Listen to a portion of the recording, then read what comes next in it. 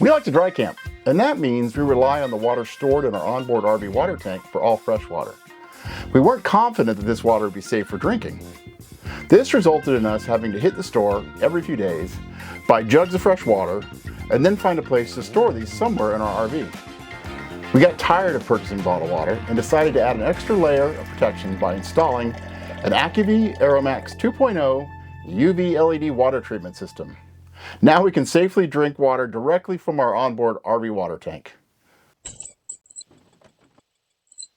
Our 2007 Coachmen Freelander motorhome has two potential water sources when camping. The easiest source is when our campsite has a water spigot and we simply connect a hose from a spigot to the waterline inlet on the side of the RV.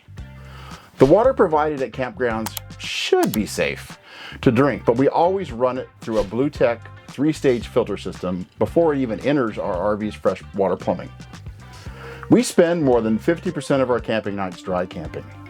That means we camp at locations that do not have electric, sewer, or water hookups. When we dry camp, we rely on the RV's onboard 40-gallon freshwater tank. We typically stay a night or two at a campsite that has hookups, then we fill our water tank, and then spend a week dry camping before finding another spot to fill our water tank. While we do use the 3-stage filter system to make sure the water is clean going into our water tank, we're always a bit nervous that bacteria or some other contaminant has found its way into our RV water tank or even in the water lines. We really do not want to get sick while we're traveling. In the past, we relied on bottled water for our fresh water drinking supply. I've seen many RVers rely on gravity-fed Berkey water systems. They seem to be happy with their effectiveness. Our issue is that we simply don't have the counter area or storage space for something like a Berkey. Those things can take up a lot of room and can be a hassle to pack up in between trips. We wanted a way to ensure that the water coming out of our water tank and lines was safe to drink. The Acuva ArrowMAX 2.0 UV LED water treatment system seemed to be the best solution. Our Blue-Tech AR3 3-stage filter system is awesome at absorbing particles like dirt, silt, mold spores, and pollen, as well as heavy metals like arsenic that can be found in groundwater. This keeps those dangerous particles from going into our water tank and lines. The Blue-Tech AR3 claims to filter some viruses and bacteria, but does not kill all viruses and bacteria. Additionally, the Blue-Tech can't really protect us if there is some form of bacteria or mold that is formed inside our water tank or our lines. The ArrowMAX is specifically designed for killing viruses and bacteria. A UV light produces powerful radiation which destroys the virus and bacteria. In addition to viruses and bacteria, a UV purifier also protects you from algae and mold. I purchased the Acuva ArrowMAX 2.0 UV LED water treatment system directly from the Acuva website and received the full kit in about a week. The kit includes all of these parts you'll need for the system to install. The only tools I really need, maybe a small wrench to tighten some of the plumbing fittings, a sharp utility knife to cut the supplied tubing, and you'll probably need a PEX pipe cutter to cut into your existing sink cold water line. It does include power cables that let you choose between wiring the device into either a 12-volt DC power supply or an adapter to plug directly into a normal 110-volt AC outlet. You'll need a hole in the top of the sink or countertop to install the new purified water faucet. I didn't want to drill a new hole in my sink or countertop, so I decided to remove the soap dispenser. I had installed this soap dispenser some time back, and honestly, I hadn't been very happy with it. The fittings to hold it in place constantly came loose, and it was a real pain. Every time I had to retighten it back into place. We actually ended up using a small bottle of dish soap from a drawer that was just underneath the counter, and it was much easier to use in the long run. I did a quick dry fit of the new smart faucet, just to make sure it would align well with our sink and counter layout. The smart faucet has a power cord that supplies power to the blue light that will appear whenever water is coming out of the faucet to show you the purification system is working. About 80% of the plumbing in our RV sits in this cabinet. This is where the exterior water port feeds into the RV. You'll also see our water heater, our water pump, drain lines, and feeds to our bathroom are right here in this cabinet. I've already removed the drawers and storage shelf to make everything easier to access. I decided to connect the power supply wire to a 110 volt AC source. You can also connect it to a 12 volt DC source, but I didn't have an unswitched 12 volt DC source under my sink, and there was an existing 110 volt AC line already there. This AC outlet is just under our countertop on the outside of the cabinet. I needed to plug the Acuva unit into an AC outlet inside the cabinet, so I extended this AC line and added a new outlet inside the cabinet. You can't see in the video where I installed the new outlet, but it's directly next to this existing outlet on the inside of the cabinet. This entire circuit has ground fault protection, so I wasn't worried about that. I've also wired my entire RV to run on all AC outlets off of an inverter, and this Acuva unit has very low power consumption. If I'm in a situation where I really need to conserve power, I can slide the drawer out, reach under, unplug the Acuva power supply, and save power.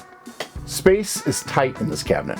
I'll probably whine about this a few more times as I take you through the installation. The best place I could find to mount the Acuva unit was high up on the back wall just under the counter.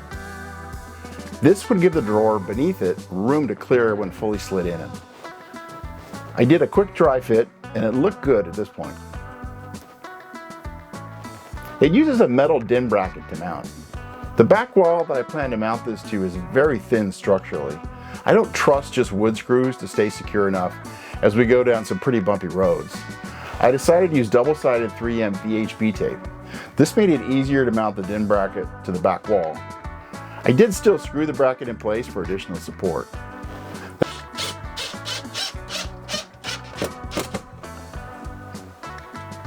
The Acuva unit is pretty light, so I feel like it's plenty of support, even on washboard roads.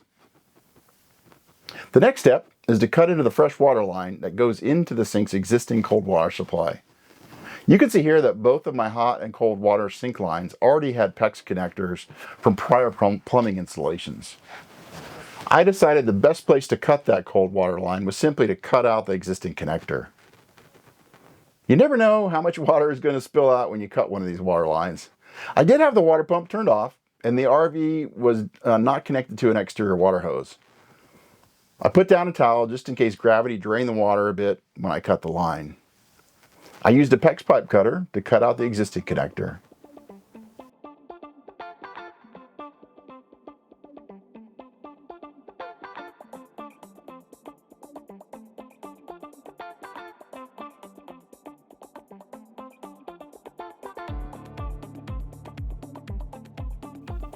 And then cut below the existing connector. Again, space is tight under here, but I only needed one turn of the cutter to cleanly cut through the line. Very little water drained out after I cut the pipe.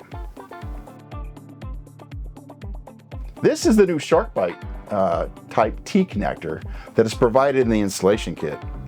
It has a shutoff valve that goes to the new purified water faucet. It's really easy to install once you have the existing water line cut.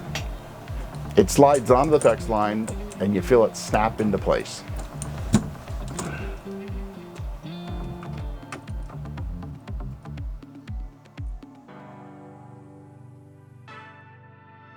The kit includes a replaceable particulate filter that the water goes through prior to going into the Acuva Purification unit. I mentioned before that I do already run all the water through a 3-stage BlueTech filter before it even enters the RV. But this additional filter is just one more layer of protection for anything that may be in our pipes or tank. The filter has 2 plastic mounting brackets to hold it in place. The kit does provide wood screws to attach these both. Again, this will mount to the back wall under the sink cabinet, and I wanted to make sure that it was sturdy mount. I added 3M VHB tape to the backs of both brackets and then stuck them to the back wall of the cabinet.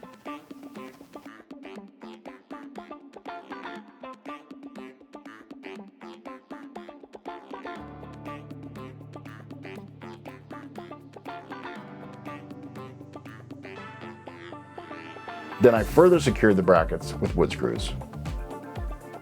Once I had it mounted, I realized that these brackets weren't really designed to mount water filter in a vertical position. I have no doubt that the filter would have slipped down and fallen out of the bracket as we drove down bumpy roads. I didn't really have another location to mount it horizontally or even flat on the floor. So my solution was to use the soft side of Velcro tape to keep the filter from sliding down. I put a strip on the top of the filter, just under the top bracket, and then another on the bottom of the filter, just under the bottom bracket. Now it can't slide down, but is still able to easily snap out when I need to change the filter. The next step was to connect the water to the Acuva Purification unit. The kit comes with plenty of 1/4 inch OD tubing. This is the smaller tubing you'll use to feed the water into the Acuva unit, and then the Acuva unit up to the new smart faucet. You can cut through this line easily with a sharp knife. You want to avoid using something like cutters that will flare the end cut, and that can cause leaks in the connection. You'll slide a stainless steel compression nut and brass ferrule over the tubing, and then insert the tubing into the new plumbing T-connector.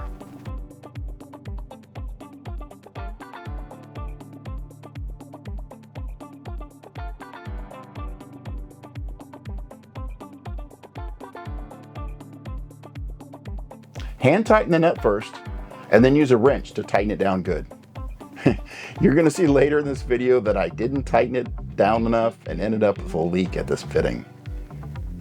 After the nut is tightened down, connect the other end of the 1/4 inch tubing to the inlet port on the inline filter. Note that the filter does indicate which end is input and which end's output.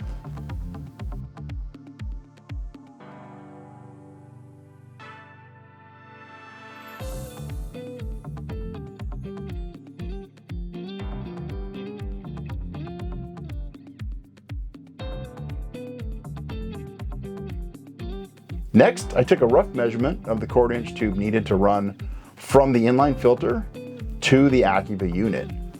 I didn't want much slack in this line because it does sit behind a drawer, and I didn't want it to get caught up on that drawer when it was sliding in and out. I cut that line to a length and then inserted it into the inline filter, and then the Acuva unit.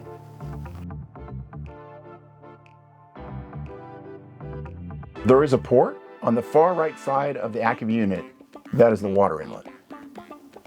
Now it was time to mount the Acuva smart faucet.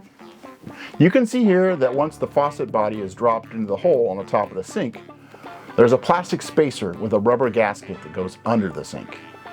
The power supply will need to feed through this spacer, and then a threaded plastic fastener will screw up to secure the faucet tightly to the sink top. I couldn't really show how this works under the sink, again, because space was tight, but this gives you an idea of what it looks like when the parts are all in place.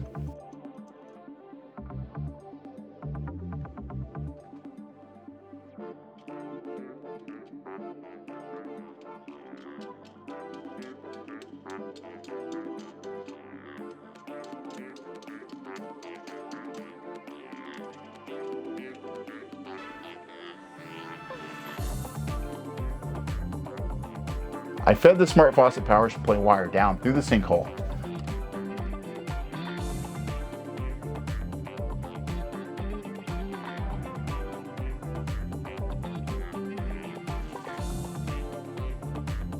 Then I slid the plastic spacer in place.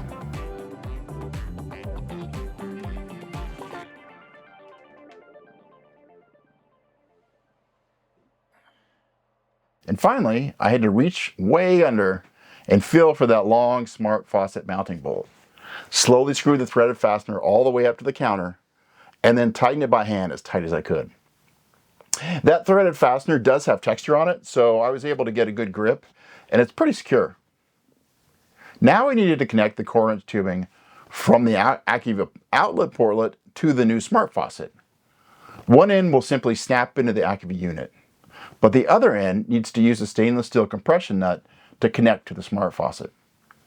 This means that you have to add a plastic ferrule and tube support to the 1/4 inch tubing, and then feed the stainless steel nut into place. And back into that tight space to try and hand tighten the stainless steel nut onto the bottom of the smart water faucet. It wasn't too hard. I also had a wrench up in there to further tighten down. It wasn't bad at all. It was all by feel and just took some patience. In between the smart faucet and the Acuva unit, you also need to install this flow restrictor. It shows you on the side which direction to install the line based on the water flow. This pops onto the 1/4 inch line going to the smart faucet, and the other end connects to the 1/4-inch line going to the Acuva unit water outlet port. I wanted to make sure that these 1/4-inch tubes didn't get caught on the top of the drawer of the cabinet as it slid in and out, so I added a zip tie mount and secured these tubes down with a zip tie. Not too tight though, just enough to keep them from flopping around.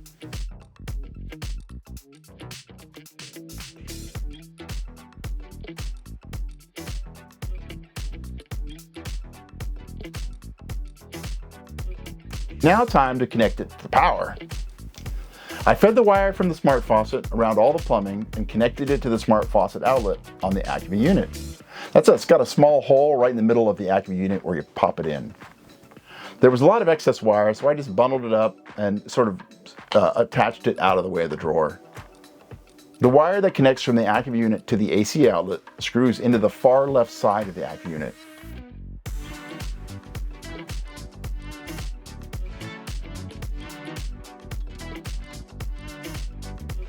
I plugged it into the new AC outlet that I installed inside the cabinet, and the Acuva unit lights fired up. It lights up green when the device is undergoing its self-cleaning protocol. I guess this is supposed to take about 30 seconds for that protocol, and then it'll turn blue when it's active. I mentioned earlier that I didn't tighten down one of the plumbing connections well enough.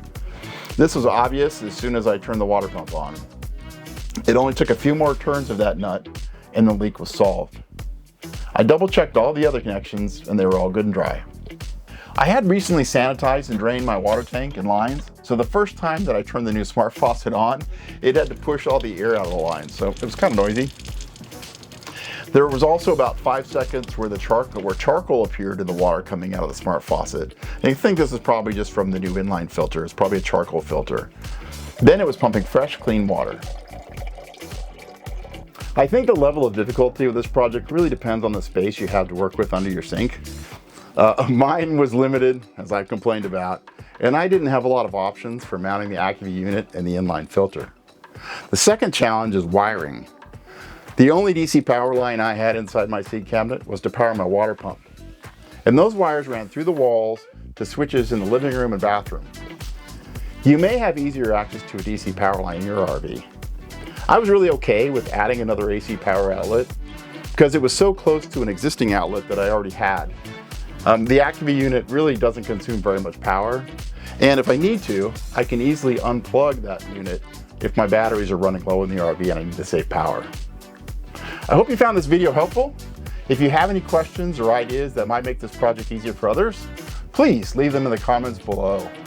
Good luck on your RV projects, and we hope to see you on the road.